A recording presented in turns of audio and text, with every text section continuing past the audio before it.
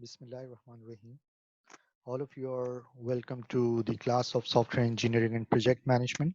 This was the roadmap for the course जिसमें के block number 1 जो हमारा ये नज़र आ रहा है that is about software and software engineering. तो इसमें हमने overall product के हवाले से बात की थी.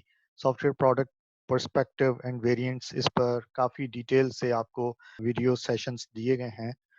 Now come to the another block. ये जो block नज़र आ रहा है we have to cover this block.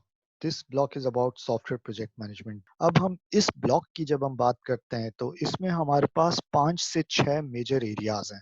5 areas को तो मैं बहुत अच्छे तरीके से आपको बताऊं कि उसको हम फोकस करते हैं और उसमें अगर देखा जाए कि project is a problem, project is a challenge. Problem भी है कि हमें जो है वो एक ऑब्जेक्टिव दे दिया गया कि जी ये आपको परफॉर्म करना है और इसका सोल्यूशन प्रोड्यूस करना है. The solution is the product और प्रोडक्ट इज द सोल्यूशन. ठीक है, ये जो भी जुमले मैं बताता जा रहा हूँ आपको वो याद रखिएगा.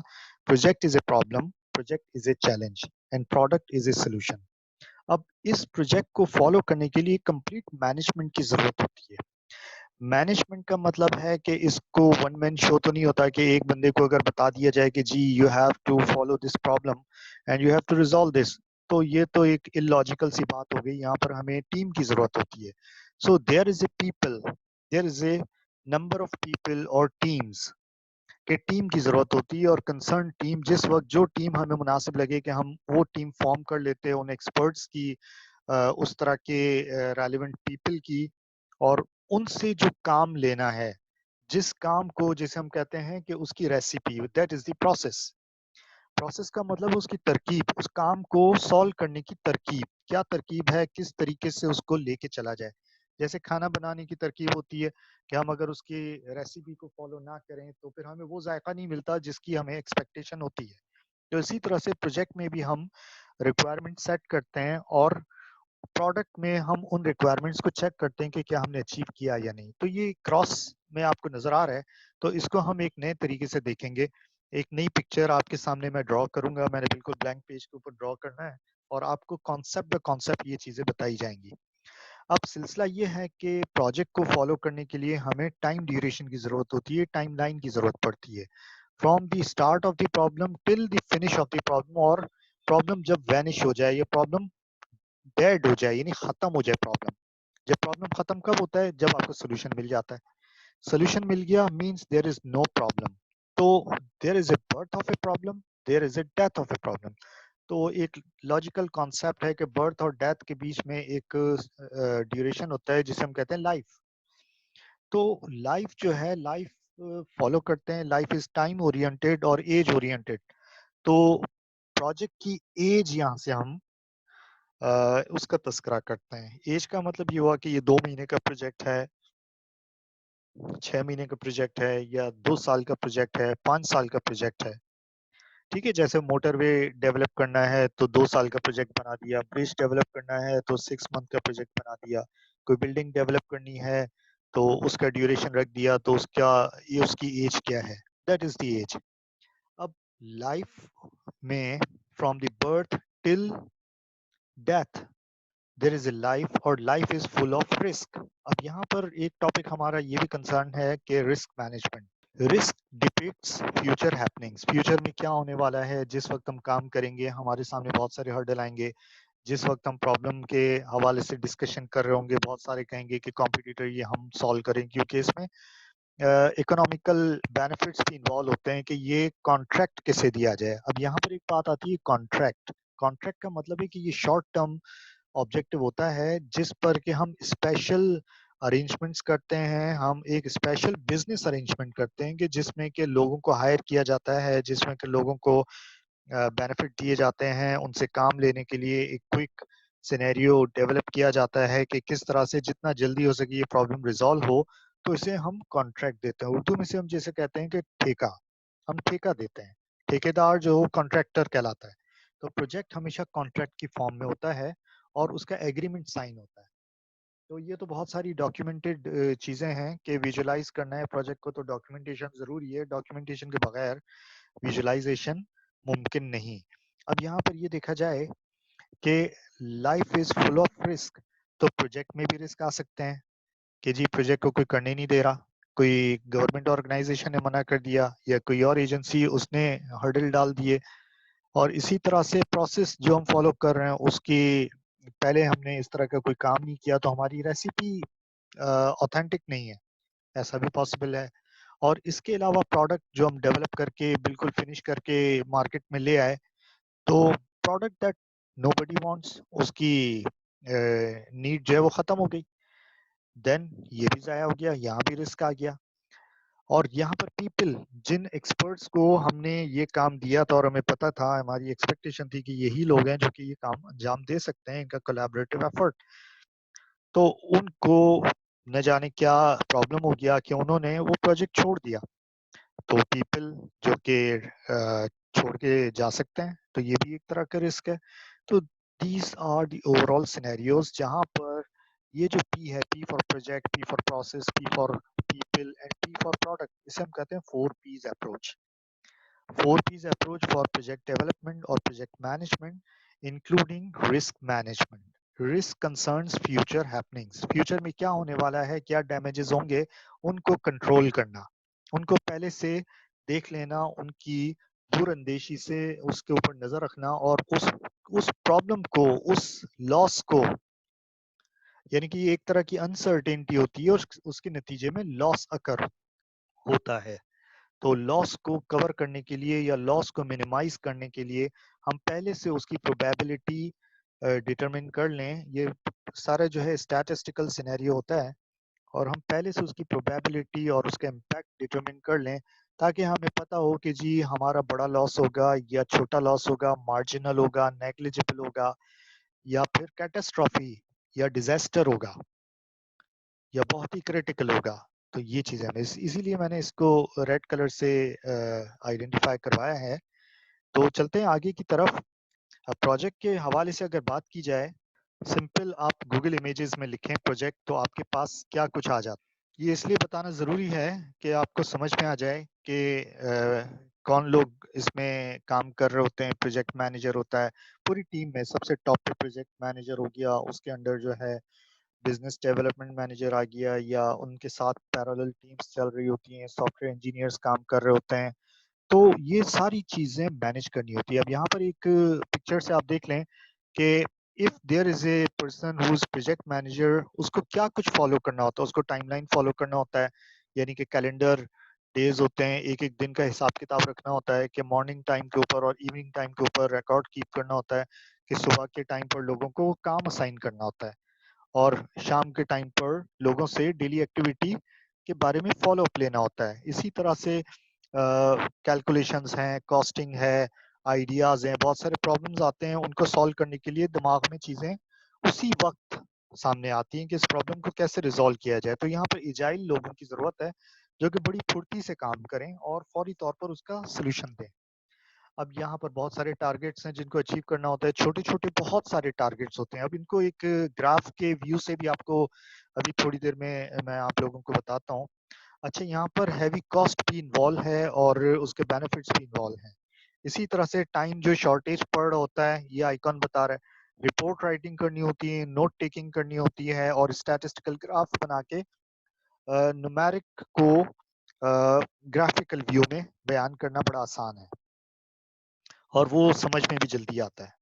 और इसके अलावा बैंक के कंसर्न भी आ जाते हैं और ग्लोबल मीटिंग्स भी आ जाती हैं। सबसे इंपॉर्टेंट चीज है टाइम। तो ये पूरा पोर्टफोलियो है, एक पर्सन के हाथ में इतना बड़ा पोर्टफोलियो है, और उसके सामने एक स्कोप भी है। स्कोप का मतलब है बाउंड्री, कि उसको पूरे प्रोजेक्ट पे काम क्या करना है, उसके ऑब्जेक्टिव्स क्या हैं। स्कोप का मतलब है बाउंड्री। अब आप फाइनल ईयर के प्रोजेक्ट बनाते हैं, आपको स्कोप का ही नहीं पता होता कि हमने स्टार्ट कहाँ से करना है और एंड कहाँ तक हमारा डिटरमिन होगा कि हमने काम मुकम्मल कर लिया। तो ये तमाम चीजें आपको समझने की जरूरत है। अब एक दो और भी फिगर्स देख लें कि हमें समझ में आ जाए आइडियाज के, जो है हर वक्त रोशन ख्याली की जरूरत है किसी भी प्रॉब्लम को रिजॉल्व करने के लिए। और अगर खुद नहीं कर सकते हैं तो आप कंसल्टेंसी ले सकते हैं। ये नहीं है कि जी आप ही के दिमाग में ये बात आएगी, आप इसको ओपन एडवाइजरी के ऊपर रखें, तो लोग जो हैं वो आपको बहुत सारे सॉल्यूशंस देते हैं। दूसरे कॉम्पिटिटर्स को देखें, आपको पता लगता रहेगा, लिटरेचर को देखें, आपको पता लगता रहेगा। और यहाँ पर कंसल्टेंसी ली जा सकती है। ऐसा नहीं कि एक पर्सन को प्रोजेक्ट मैनेजर के तौर पर रख दिया गया है तो वही सारा काम करेगा, नहीं। लाजमी नहीं है कि उसी के दिमाग में, उसके सबऑर्डिनेट्स उसको आइडिया दे सकते हैं कि इस प्रॉब्लम का कैसे सोल्यूशन है, इसका लाइहाए अमल यानी कि स्ट्रेटेजिक प्लान कैसे बनाया जाए ताकि हमें सोल्यूशन विन हो। सो प्रोजेक्ट में ये बात कही जाती है कि work should be done, work should must be done, यानी कि ये दिमाग में जरूर होना चाहिए कि जो ऑब्जेक्टिव लिया है उसको फिनिश करना है, उसको अधूरा नहीं छोड़ना। फिनिश नहीं किया तो you will gain a bad repute of your career. तो ये याद रखिएगा कि फेलियर तो होते हैं, प्रोजेक्ट्स, बहुत सारे प्रोजेक्ट्स हैं वो फेलियर पे एंड होते हैं, लेकिन उसकी रेप्यूटेशन फिर खराब हो जाती है पूरी टीम की, उसके क्योंकि वो लॉस हो जाता है। तो उस पर जो पैसा लगाया हुआ होता है, उस पर जो इन्वेस्टमेंट होता है वो ज़ाया हो जाता है, या वो काम अधूरा रह जाता है, कोई और आके उसको फिनिश कर रहा है तो वो फिर नई स्ट्रेटेजी लेके चलेगा। तो हमें ये सारा जो है एस्टिमेशन कि जी हम फिनिश टारगेट किस तरह से कर सकते हैं, हमारा अपना पर्सनल टेन्योर क्या है। तो यहाँ पर मैंने आप लोगों को गूगल इमेजेस इसलिए दिखाए कि आपके जहन में आए कि दुनिया क्या सोच रही है इस हवाले से। तो प्रोजेक्ट इज ए पजल, एक तरह की पजल भी है कि इसको आप जो है वो इस मिस्ट्री को सॉल्व करते जा रहे होते हैं। और फिर ये कि इसमें टाइमलाइन इन्वॉल्व है। तो ये जो आपको चार्ट नजर आ रहा है, this is a Gantt chart, Henry Gantt ने बनाया था। अब ये देखें, इसका आपको प्रैक्टिकल नजर आ रहा है, यहाँ पर GIF है। तो यही चीज हम MS प्रोजेक्ट टूल के ऊपर बनाएंगे और वहां पर डिफरेंट प्रोजेक्ट्स हैं उस पर आपको बताया जाएगा। तो ये जो बार हैं वो हमें बता रहे हैं कि कैलेंडर पर कितना टाइम हमने सेट किया हुआ है और कितने टाइम में कितनी प्रोग्रेस हमारी हो गई।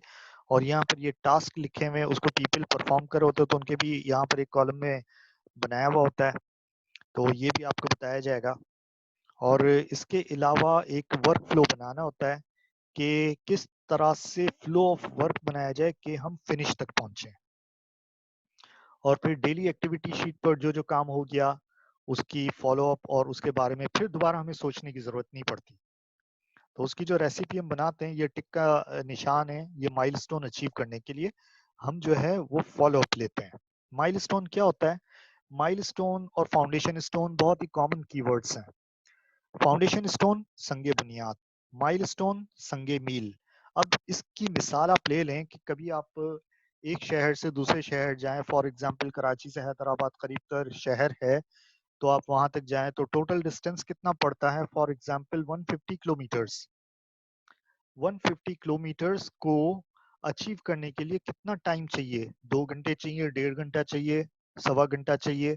तो डिपेंड करता है आपके व्हीकल के ऊपर, डिपेंड करता है आपने किस तरह का व्हीकल लिया। आप हवाई जहाज से जा रहे हैं या आप जमीनी रास्ते से जा रहे हैं, तो ये डिपेंड करता है। चलें आप जमीनी मोटरवे से आप जाएं, तो वहां पर जहां से आप स्टार्ट लेते हैं तो वो आपका हो गया फाउंडेशन, कि आपने अपनी जर्नी स्टार्ट की। यही आप एनालॉजी ले लें प्रोजेक्ट के हवाले से कि आपने प्रोजेक्ट की जर्नी स्टार्ट की। कब स्टार्ट की? जब कॉन्सेप्ट आपके दिमाग में आया, जब आपको वो काम असाइन किया गया। इसे हम कहते हैं कॉन्सेप्शन एंड देन इंसेप्शन, कि आपने इंसेप्ट किया, आपने एग्री किया, तो यहाँ से आपकी जर्नी स्टार्ट हो गई, यहाँ से आपने साइन ऑन किया। अब आपको जहन में रखना है कि आपको साइन ऑफ भी करना है, साइन ऑफ किए बगैर आपको छोड़ नहीं देना है।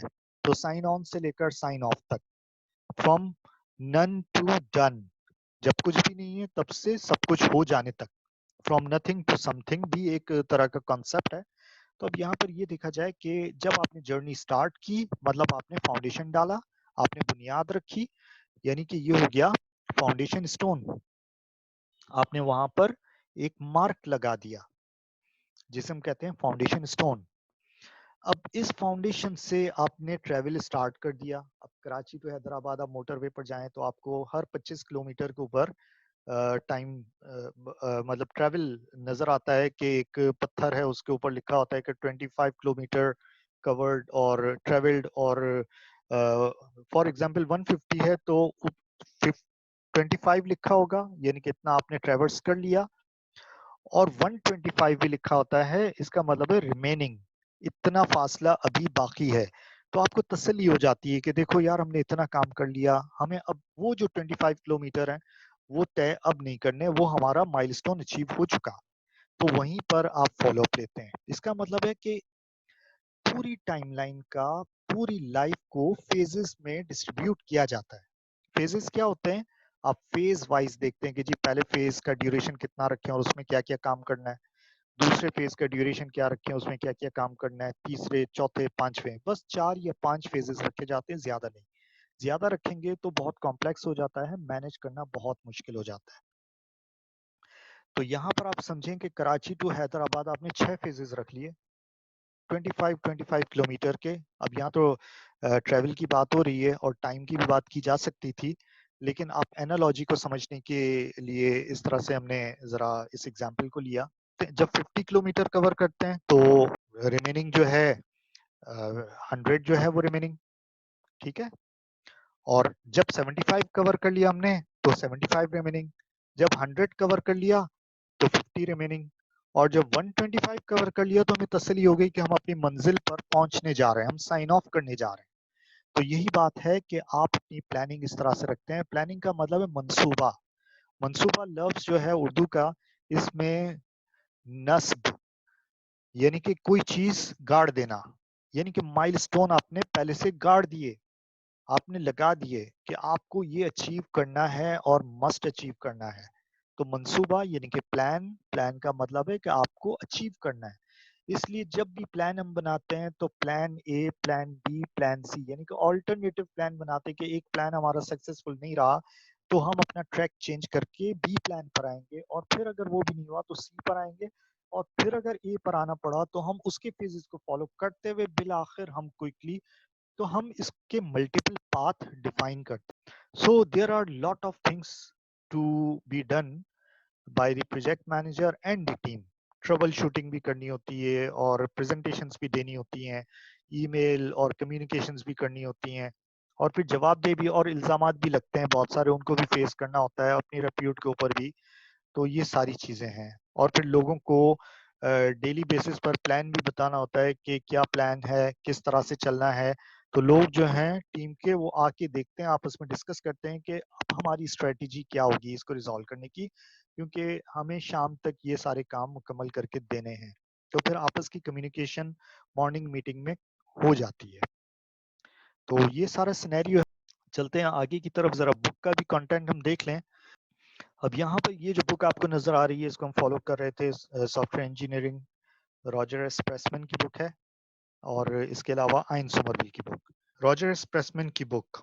इसमें जो चैप्टर्स हम फॉलो करने जा रहे हैं, वैसे जो रिकॉर्डेड लेक्चर्स हैं उसमें बुक को नहीं बल्कि सिनेरियो को फॉलो किया गया है, लेकिन मैं आपको बुक के कंटेंट के हवाले से बात कर लूं ताकि आपको जहन में हो। अब ये देखें, पार्ट 4 है, मैनेजिंग सॉफ्टवेयर प्रोजेक्ट्स, जिसमें के प्रोजेक्ट मैनेजमेंट कॉन्सेप्ट्स, चैप्टर 24। फिर ये ज़रा बहुत ही डिटेल है, इसको फिलहाल हम कवर नहीं कर रहे हैं, लेकिन चैप्टर 24 जो है उसको आप ज़रूर स्टडी करें। और इसके अलावा प्रोजेक्ट स्केजुलिंग, चैप्टर 27, और रिस्क मैनेजमेंट, चैप्टर 28। और इसके अलावा प्रोसेस के हवाले से, प्रोडक्ट तो आपने देख लिया, प्रोसेस के हवाले से यानी कि रेसिपीज कैसे डेवलप की जाती हैं, तो यहाँ पर चैप्टर नंबर 2 और 3 है, लेकिन 2 पर हम ज्यादा फोकस करेंगे, प्रोसेस मॉडल्स। और 3 के हवाले से अगर बात कर पाए बहुत कंटेंट ज्यादा हो जाएगा, और साथ ही साथ दूसरी एक और बुक को भी देख लिया जाए, आइन सोमरविल, और इसके कंटेंट भी जो है हम फॉलो करेंगे, क्योंकि पीपल के हवाले से ज्यादातर इसमें टीम ऑर्गेनाइजेशन और इस तरह की चीजें यहाँ पर मेंशन है कि लोगों को काम करने के लिए जब तक मोटिवेशन आप नहीं देंगे वो काम करने पर रजामंद नहीं होते हैं। तो उनकी सेल्फ एस्टीम है, उनके साइकोलॉजिकल कंडीशंस हैं, उनको हमें देखना होता है, वरना वो नाराज होते हैं तो उनको मनाना भी होता है, काम पर दोबारा लेकर आना होता है, उनको इंसेंटिव देने होते हैं, कॉम्पीट कर रहे होते हैं लोग, शिकायतें भी करते हैं, उनको भी देखना होता है। सॉफ्टवेयर मैनेजमेंट में project management, chapter 22, chapter 23 project planning, ये 2 चैप्टर्स हैं। और इसके अलावा प्रोसेस के ऊपर chapter 2, chapter 2 is about software processes, तो ये हमें फॉलो करना है।